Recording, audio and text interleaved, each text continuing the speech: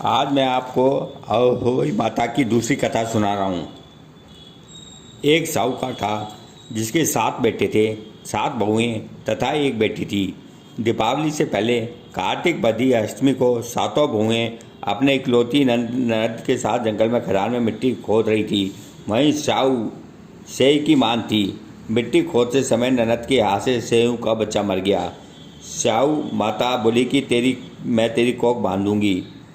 तब ननद अपनी सातों भाभीयों से बोली, तुम में से मेरे बदले अपने कोई अपनी कोख बनवा ले।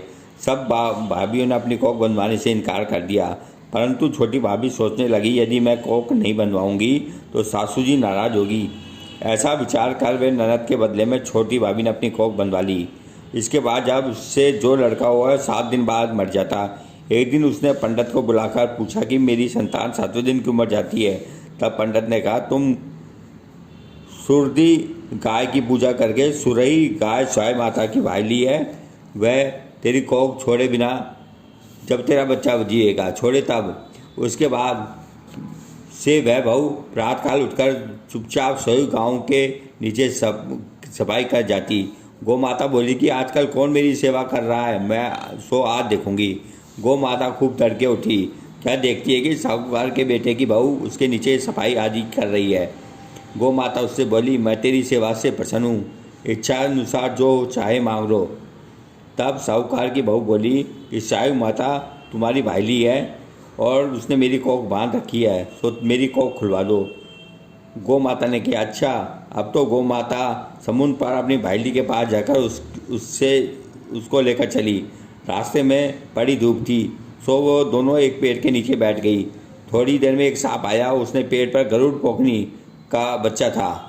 सांप उसको डसने लगा। तब साहूकार की बहू ने सांप मारकर ढाल के नीचे दबा दिया और बच्चों को बचा लिया। थोड़ी देर में गरुड़ पंखनी आई तो उसने वहाँ खून पड़ा देखकर साहूकार की बहू के चोट मारने लगी।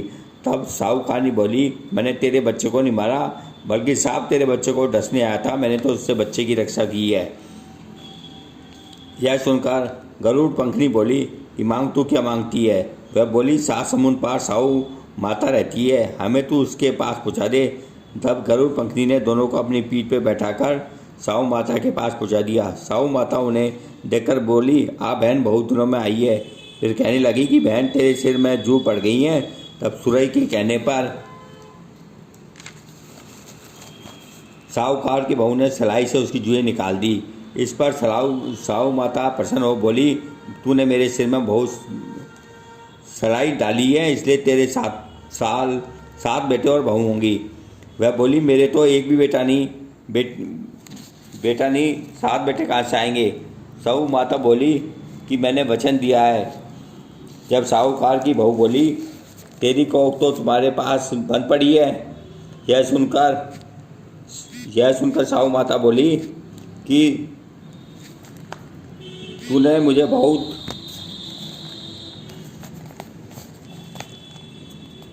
ठग लिया, तो मैं तेरी कोख खोलती तो नहीं, लेकिन अब खोलनी पड़ेगी।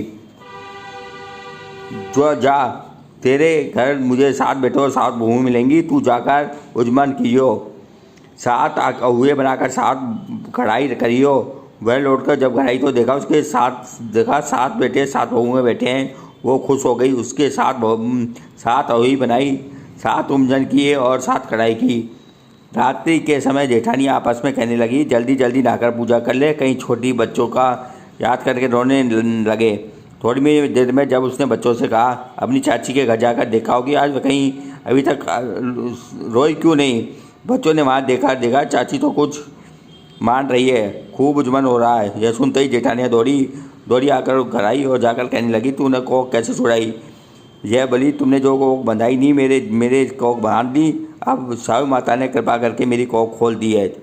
साहू माता ने जिस प्रकार साहूकार की बहू की कोख खोली, उसी प्रकार हमारी भी कोख खोली है, कहने लगे तथा सुनने वालों को यह सपरिवार की कोख खोली है।